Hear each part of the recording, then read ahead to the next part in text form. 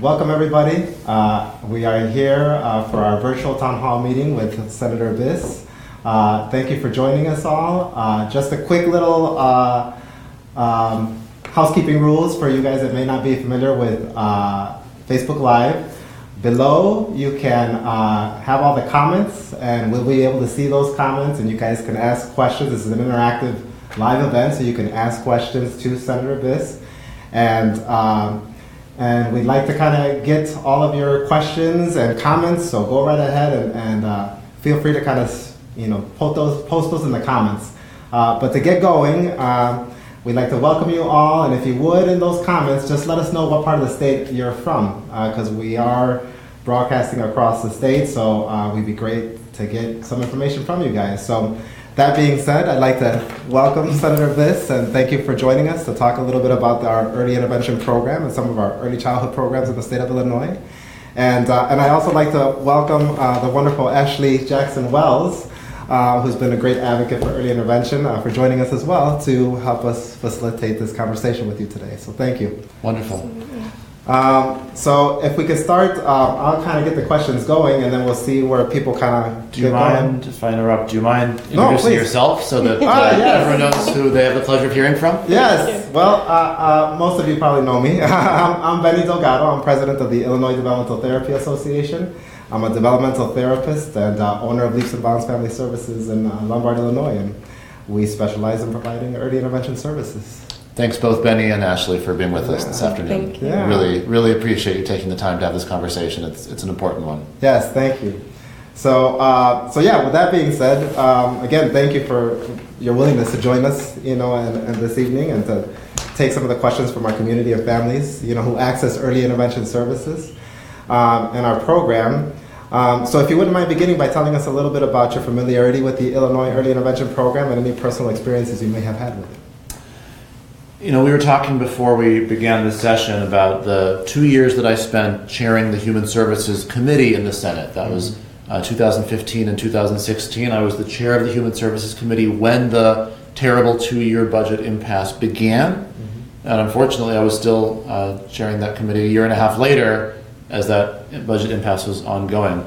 As you know, human services in general were among the most viciously harmed areas of state spending as a consequence of that budget impasse, and early intervention programs in particular were just awfully treated. We had a hearing that you were mentioning in downtown Chicago, gosh, I don't know when it was, but it was many months into the budget impasse, and we heard from a number of providers and a number of parents about the fact that these services simply had been utterly curtailed,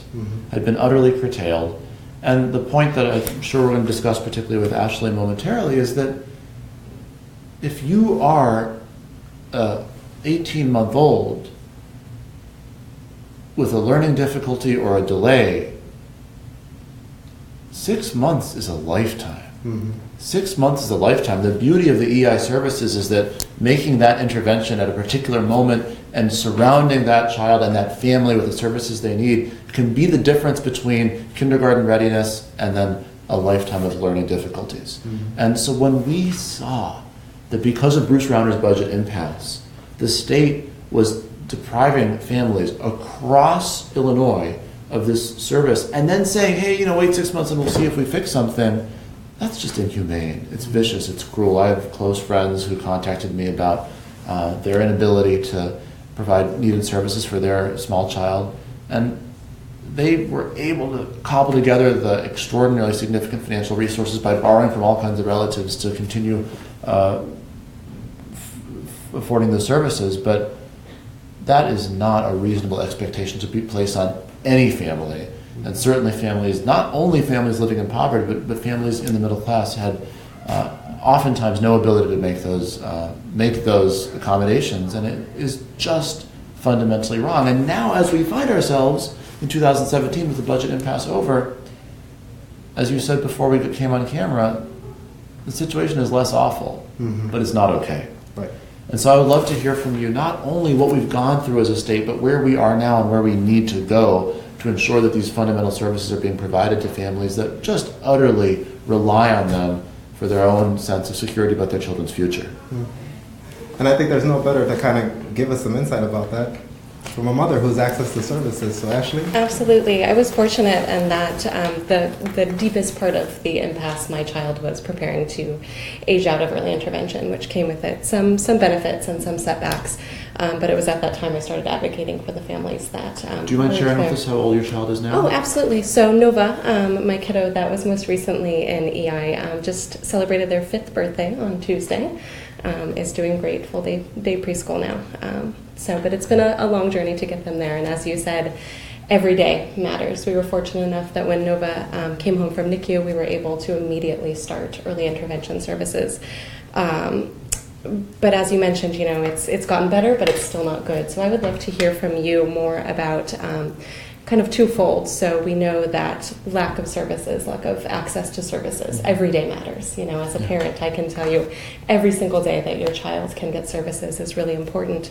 But even under a well-funded system, there are very often long wait times. And living in Chicago, I think we have many more providers than more rural or more impoverished parts of the states may have. I've spoken to parents who have got on immediate wait lists while their children were still in hospital, but been told they have to wait 6 months to a year before the evaluations even happen.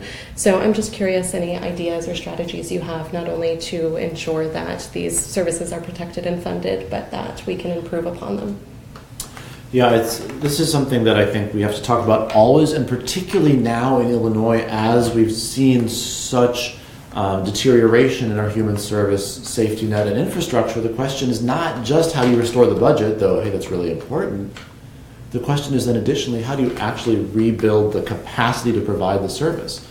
And as you say, particularly in rural Illinois, that's a very serious challenge with early intervention. Part of that is about money. Part of that is about reimbursement rates. If the state reimbursement rate were more competitive, it would allow providers to find it to be a more economically feasible service to provide. Part of it is about pipeline. Part of it is about training. Part of it is about going into high schools and educating high school students about these career trajectories. Right now, if you go into a high school and try to talk to a high school student about this, you can't say in good faith that the state of Illinois has made a real commitment to fund these services and therefore there will be job opportunities. Sure. And so what we need to do is set clear priorities as a state, have a clear sustainable budget trajectory so that we not only say, hey, right now the service level is X, but so we say, there is reason to believe that now the service level is X and next year it's going to be better and the year after it's going to be better because we have a long-term commitment to providing these services and a budgetary plan to get there. And then with that knowledge in hand, you go to the various professional schools, to colleges and even to high schools and help educate young people about the extraordinary opportunity professionally and also personally to provide this form of service. It's a long-term plan. There's not a quick switch you flip to make it happen, but what we've done is send signals to people across Illinois that there's an uncertain future in prevention of early intervention service and other human services, and that has really caused a flight from the field, which has been devastating even when the funding is there. Yeah. Sure. Yeah, I think a long-term plan is definitely the way to go here. I mean, we the data has shown. I mean, even through the CDC, the current numbers show that 1 in every 6 children have some type of developmental delay or diagnosis of some sort, right? That ends up with significant developmental delays. And what we see with the numbers of autism, they continue to grow, right? And so we're going to see the need for the service to continue to exponentially grow. Even our numbers right now in early intervention, we're servicing, about 30,000 families a year that we're touching, whether they're getting evaluations or just coming in for the first time to get full service, and so there's definitely a great need and to have professionals, well qualified professionals there. Do you mind if I interject for a second? Sure. If you'd be willing, I'd love for each of you to answer this question from your own points of view. I am pretty confident there's people watching this session who never heard the acronym EI before, don't know what we mean by early intervention. And I think we've been so far talking in a pretty abstract level.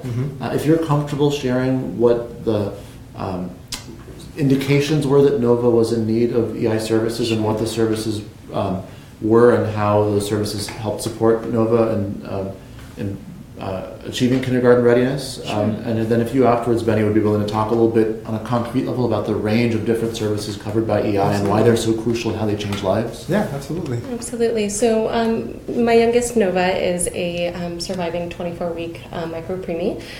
She has a twin sister that we lost in utero. And so she was born weighing 1 pound, very uncertain future. We knew pretty soon that if she survived, she was going to have lifelong disabilities and health complications. She had a brain bleed in hospital that led to hydrocephalus, and kind of the next step to that is cerebral palsy as well. She's doing great. She is a happy, hilarious, jovial human today. But we knew that she was going to need a lot of help if she made it, and she's here. She did. She's doing great. But we started therapies in hospital. So for us, we were able to start physical therapy and occupational therapy as well as feeding therapies with her in the hospital. She had to, all of the things, all of the milestones that typical children meet are things that Nova and a lot of other children have to work for. So nothing came easy. She had to be taught how to sit up, how to eat, how to stand, how to walk, and that timeline for her was delayed probably 1 to 2 years than what you would see in a typical child. So again, we were fortunate to start therapy services in hospital, which led for our family, and again, fortunate that we live in the part of Chicago we do, to a pretty easy transition into the EI system. So we started receiving physical therapy, occupational therapy, and then speech and feeding therapies when she was just a couple of months old at home, and they came into our home 5 days a week and worked with her until her 3rd birthday when she aged out of the system. So, and there's plenty of other services available that I'm sure Benny can speak more clearly to. And it's important to note too, some kids just have a little bit of a delay. Their parents might note that they're not meeting these milestones and they only need 1 therapy or 1 or 2 therapies for a short amount of time. Kids like my Nova are people that are going to live with disabilities their whole life. So for us, it was really important to have all hands on deck those first 3 years, because statistics show that putting in the work then is going to lead to many more doors opening and much more independence down the road. A lot of folks with Nova's condition never walk, never talk, and she's doing all of those things, and we give most of the credit of that to our providers and the advocacy of early intervention in making her put in the work so young. And in terms of her situation now, you said Nova's 5? Nova's 5, yeah. And so verbally, for example, now? Thankfully, we've never had a speech delay, so she will tell you all the jokes and all the stories and read you all the books. She spent her afternoon reading a dinosaur encyclopedia, not actually reading it, but narrating every page and cracking jokes and then imagining what kind of dinosaur she would be. She learned how to walk first with a walker, now can do some walking independently with braces, has a wheelchair to use when she wants to have a little more fun and conserve some energy. In some ways is a very typical 5-year-old, and in some ways still does and always will need a little bit more help and support. But the fact that many children born in Nova's situation would now not be verbal. Absolutely. And she is in the situation you described. Yeah. That's profound, and it's profound, why exactly. I'm such an advocate for EI. I work with Benny every chance that I can get. During the budget impasse, we tried to start a rally cry with families sharing their stories, putting faces to the people that were affected by the budget impasse. Because those dollars are just dollars to some people, but we've seen firsthand the lives that they can change. Yeah. Thank you for sharing that. Absolutely. Thank you. Absolutely. Thank you. Go ahead, Ben. So from the provider side, I can tell you that while we offer an array of services, through the early intervention program, but really our primary goal is to be able to facilitate the child's ability to be able to function in their day-to-day lives, right? And to create and foster these relationships that they're having with their parents and support not only the child's development, but also the emotional needs of parents as they're going through this process, right? This is a process. If I can cut Benny off for a second, that's something I didn't touch on. I never anticipated the emotional benefit of having these people. They became family members. Our EI therapists still come to birthday parties, still have play dates, because they become part of your lives, and your personal cheerleaders, when you have questions that the internet has scary answers to, they'll give it to you straight, but they're also on your side. So that's, sorry to cut you off. That's great. That's so important. Yeah. So important. Like Ashley said, there's much uncertainty that comes with your child, right? We all have it happens anyways, right? My sister just had a baby, girl, and we're super excited, and she's like, I never knew that I'd be so much in love and so worried at the same time, right? There's a lot of worry that comes, with having a child, and then I know. Well, yeah, we all know around the table, right? And then when the path goes a different way, right? That uncertainty and that worry is magnified, and so our job as early interventionists really are to come in to recognize the complexity of the emotional needs that families have and the importance of relationship with their children to foster development, right? All the science shows that it's those meaningful connections that they have with parents and their everyday interactions that gets the brain developing all those neurons. And so what we do in early intervention is meet families in their natural environments, in their homes, in the communities where they're at. We go to the zoo with them, we'll go trick-or-treating with them, we'll go to the mall with them where they're having issues with their children and try and help them through, having successful, interactions with their kids. And we do that by providing services like developmental therapy, such as the service that I provide, that is really looking at, the child's development within the context of their family and looking at their cognition and social emotional development. And then also understanding all the other areas, for example, like we offer physical therapy to work on the gross motor physical development of children, speech therapy to work on language and communication, occupational therapy to work on fine motor and sensory processing and any issues they may have there. We also offer social work, psychology, nutrition services, behavioral services, a full array of services, including parent liaisons where we connect parents with other parents to be able to provide support. So a full wraparound type of service, all in efforts to say, let's invest in them early so that they can decrease the need for access to services when they get into the school age years and be as independent and functional as possible. Yeah. So that's what we do, and it's something that providers do with a lot of heart, which is why amidst the budget impasse, I was with many providers as they all cried around the table saying, we may have to make decisions to not come in anymore, and how am I to turn to a family and say, I can't come in to help you today because I can't afford it, I can't put gas in my car. Yeah. And that's what we do. I think it's very important to say that, and that was part of what was so wrenching about that hearing that we had. This is not a workforce that's enormously well paid. This is not a workforce that is sitting on, $50,000 of cash in the bank to just spend on rent and food while the state decides it is not going to do its moral responsibility of funding these services. And so when you pull that money out of the system, the people who are doing the work are very quickly in a situation where they have nowhere to turn. And so we had these conversations with providers who were quite literally saying, I can't keep this job without getting paid or else I'll get evicted, but I can't walk away from this job and sleep at night. Right. And that's what the state was doing.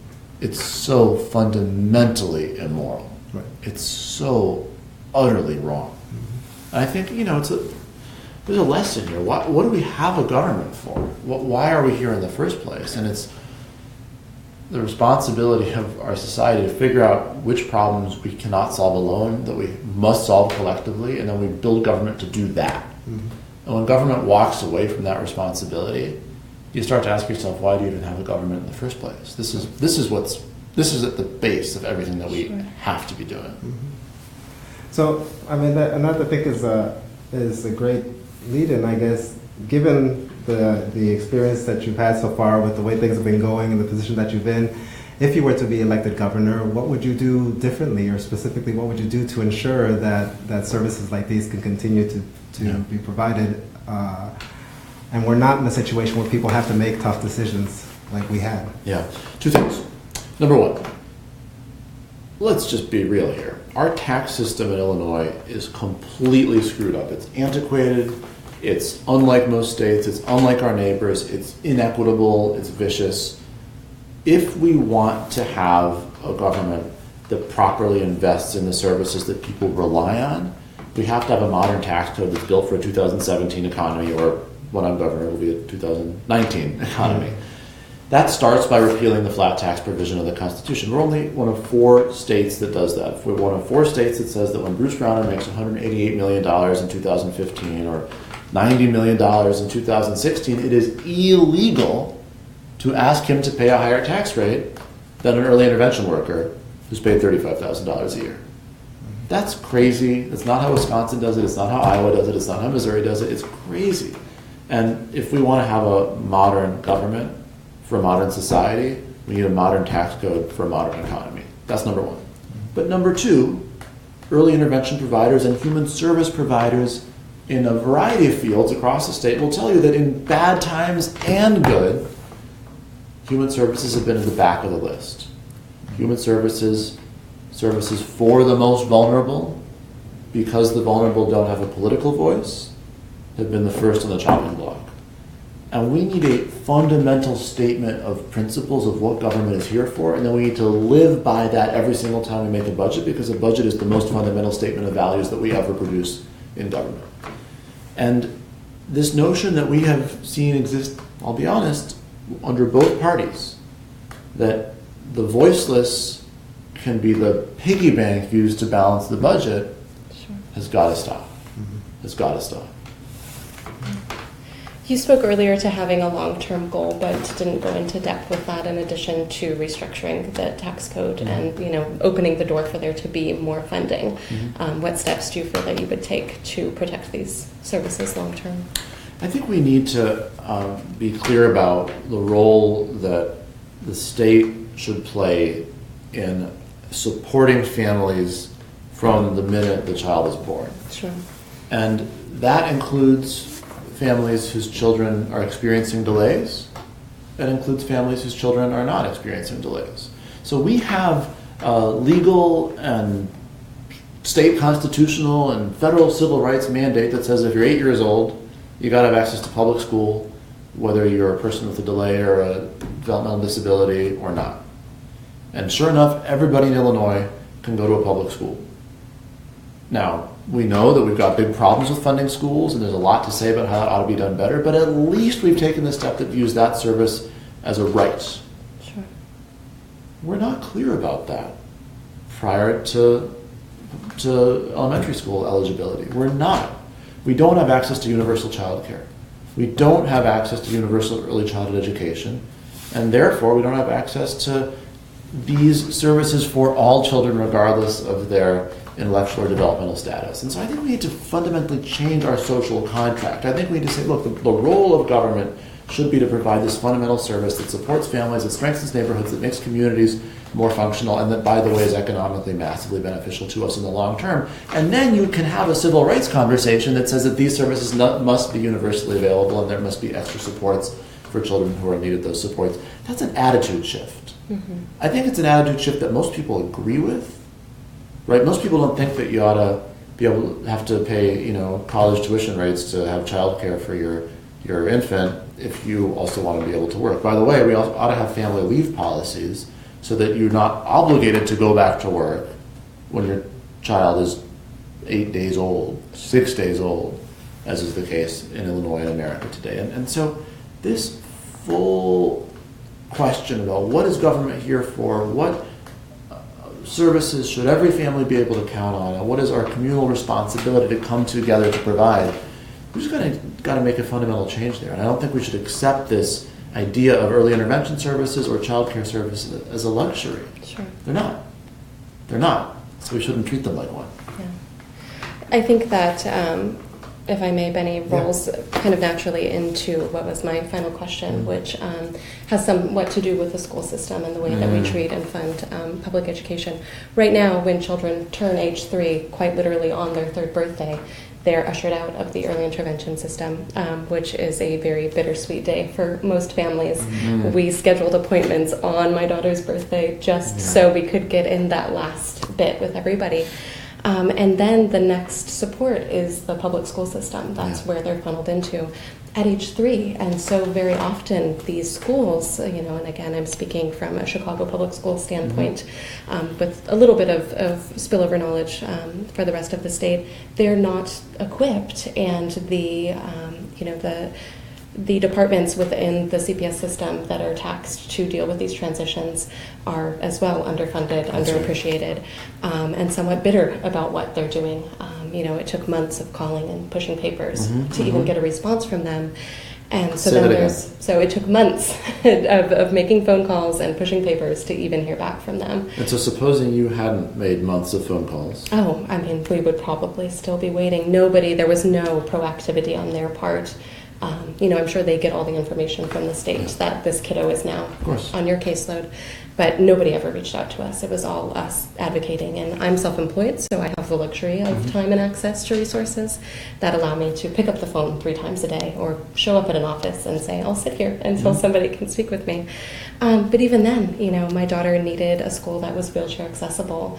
She needed a program that was able to help her with toileting and other basic needs. And most of our public schools are not set up for that. We fought for a school placement that fit her needs, but it was a 2-hour commute from us. It was up by O'Hare. We live in Lakeview. And so I had to move my schedule to part-time because they wouldn't offer busing services. So in order for her to receive her therapies from a school setting, we have all of these predicaments at play. I'm losing out on work. She's losing out on services. And we've had to fight to get her there. So keeping that in mind, in addition, I think it's part of the human service puzzle that we've been talking about. But what can we do to better support, early childhood education, EI, and our school systems, and supporting all children, of course, but even more supporting the kids that are going to need extra access to resources. That's right. Well, there's a series of things to be said. The baseline thing is that our school funding system in Illinois is unacceptable. Unacceptable, more unjust, more inequitable, more property tax reliant than any other state in the union. And what that means, for the purposes of this discussion, is that in high poverty communities, in districts that don't have as much local property wealth to draw from, there is just inadequate resource available to provide the kind of educational service that students are owed, in my opinion. So you got to fix that, and that is a big project, and that's part of why I talk so frequently about changing our tax system. A tax system that has a flat income tax and a punishing property tax will always have an unfair school finance, and in order to fix that, you got to fix the whole thing. But let's not end the conversation there. We have a decent set of mandates for what schools are supposed to provide in the way of services for children with delays or with special needs, but we don't fund them properly. Sure. We don't make sure that the state provides adequate resources to know that the school districts will have the tools they need to provide the services that they're legally supposed to be providing. And then we find ourselves pushing them to make unbelievably difficult choices. And once again, we revert to that political question where vulnerable populations are targeted in Illinois, where populations that are voiceless wind up without anybody looking out for them. And so we need, yes, to fix our school funding system, but we also need to make sure there's specifically adequate resources to provide services for children with special needs. And we also need to, and I'm getting a little bit in the weeds here, but this is important, we need to make sure we're not creating dangerous incentives. For example, we shouldn't incentivize financially districts to ship students elsewhere to private systems out of state. That's not a mechanism that we should be supporting. We shouldn't be creating perverse incentives for the ways in which schools either classify children or the ways in which schools persuade certain families to go elsewhere. Sure. And that's a problem that we have really been dogged by in the whole country, and also in the state of Illinois, and also in the city of Chicago, where if a high-need family goes elsewhere, that saves the district some trouble. If a child is classified in a particular way, more or less money will flow to them. Our responsibility shouldn't be based on a textbook list of who's classified how. Our responsibility should be a function of the children's actual needs, and we've just not been making the grade in the state of Illinois. And so, I think that if we had the kind of funding system that we ought to have, we would no longer be pressuring school administrators into making some of the impossible decisions they're currently pressured into making. But we still have to make sure the incentives are aligned properly, so there aren't these awful actions that are taken just to, instead of solve the problem, put the problem on somebody else's balance sheet. Right. You know, I want to make sure that we take some time to get some questions, because this is an interactive event and we want to get some questions from the audience. Have we gotten some questions, I'm assuming, from our moderators over here that we would want to kind of make sure we're asking back to Senator Biss? Yeah, you might have already covered this, but it says, waitlists have become so long because many providers have left EI to find stable jobs in schools or clinics or jobs that at least provide consistent pay. Do you think there would be a bipartisan support for your long-term plan to implement and maintain services?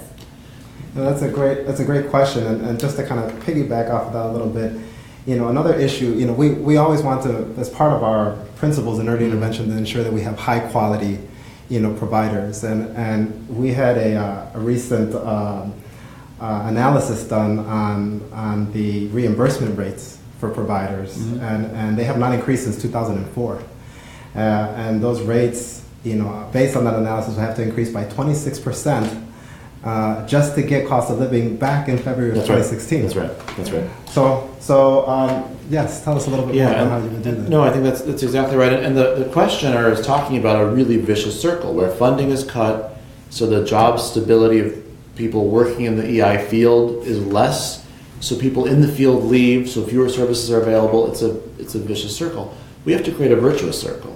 We have to create a situation where we fund the services properly, demonstrate that you can live a middle-class life while providing the services and doing extraordinarily meaningful and fulfilling, albeit difficult work. Use that knowledge as a tool to bring more people into the field. And that's what we can do, but we need to make the financial commitment to fund the services properly if we want to get there. And by the way, Benny, to be clear, this is not unique to EI. This is unfortunately how we do human services in Illinois. If you think back now, for decades, we've been outsourcing human service provision. There was a time when a lot more of what the state did was provided in-house by state employees who were represented by a union and collectively bargained for decent wages. Then things were outsourced to nonprofits, and the nonprofits were given a very, very limited amount of funding from the state, so they had much less money to pay their workers. And now you have workers, whether it's in EI, whether it's home visits for older adults, whether it's the child care assistance program, who are paid incredibly low wages. And then it makes it harder to keep people, and then you have more turnover, and then it becomes harder to provide high quality services, and then you lose support for the program. So we need to invest the resources in training and recruitment, and crucially in reimbursement, to make sure we can attract the kind of people and then retain the kind of people who we know we want to be providing these services for our own families. Yeah. And not only, and you know, let's not even just think about all the service providers that are there providing services in the homes, but also the valuable and extremely important job of our service coordinators to come in and do the initial work of, you know, intake, getting all the information, making sure they're organizing all those meetings, you know, making sure they have caseloads sometimes as large as 80 families on one person with an extremely low amount of pay that they need to be able to kind of go out and keep providing the support for families. And so again, we will have high turnover, hard to have high quality. Yeah. Absolutely. Well, we're being told that we're out of time. So let me just quickly offer either or both of you. Do you have any closing remarks you want to make before I wrap it up? Well, we'd like to thank you for your time to you know, have this discussion with us. We much appreciate it. And I will say, right before you leave, you could let people know where they can find out more information about yourself and your you know, where your stances are and policies and platforms that you have. So that would be all for me. Yes, thank you for your time and your interest and advocacy in this. Well, thank you, Benny, for the work you do for being a part of this conversation, and thank you, Ashley, for you know, your job in all of this. Obviously, you have your own job too, but your job in this discussion is to be a parent, not to be an advocate, not to be a political activist. And so I want to thank you for your willingness to take on that additional role, which is nobody has the right to ask it of you, but your willingness to do it is a gift not only to your own family, but to many, many, many thousands of families who are equally in need of these services. So I want to say thank you for that. Thank you. And thank you for sharing Nova's incredibly, incredibly powerful story. It means a lot as well. I want to thank the participants for being a part of this conversation. I know that there's a few different collections of audiences watching this, there's of course the audiences that Benny was talking about, of folks who know this issue intimately and care deeply about it and have likely experienced it personally. For folks in that audience, I would say I would love to continue the conversation. You can visit our website at danielbiss.com or come to our Facebook page, facebook.com/danielbiss, or follow us on Twitter at danielbiss. These conversations, I think, are a crucial component not only of this campaign for governor, but of what a governor needs to carry with him or her every day to do the job properly. But I also know there's another audience of people who are following our own activities, who were watching this, who may not have known a lot about EI before this conversation began. And I'm really glad that we were able to have this discussion for that audience as well, to help people learn about a fundamental service that is a core responsibility of what government is supposed to do, of why we have a government in the first place, that we oftentimes, if it doesn't affect us personally, don't think enough about, but that when we allow these services to languish, human lives are damaged in an unacceptable way. That is what is at stake in our mission to run government properly. That is what's at stake in this campaign. And I just can't thank people enough for participating in this discussion and for participating in this movement that we're trying to build to create a state government that at long last works properly for the rest of us. Thank you very much. Thank you, everybody. Have a wonderful night. Thank you, Ashley. Yes, absolutely. Thank you, Benny.